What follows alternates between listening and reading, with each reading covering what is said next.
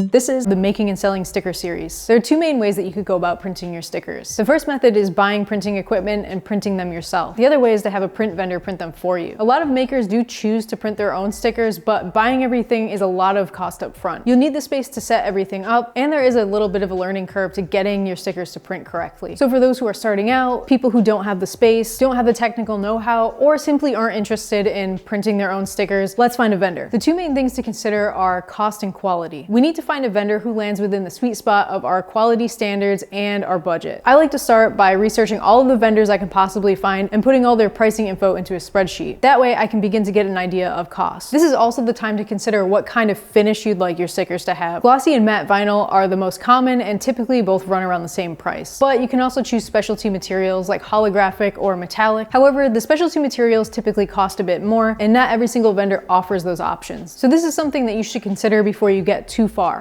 The reason I look at cost first is because I've found that the cost varies more widely than the quality among vendors. Also, a lot of vendors have minimums. So looking at pricing first will indicate whether or not a printer's minimum will work within your budget. Here, I've made a list of 10 of the more common sticker vendors out there, and I'm comparing the pricing for some of the more common quantities for matte and glossy. However, I do strongly recommend that you do this research yourself because prices are always changing and there are tons of vendors out there. But here's what my spreadsheet looks like. You'll see that in some cases, prices at certain quantities among vendors can double or sometimes even triple. That's why it's so important that you really do the research, because you might literally save $100. Now, obviously, this is not taking quality into account, but this method should initially weed out some of the vendors for you. So now we have to think about quantity.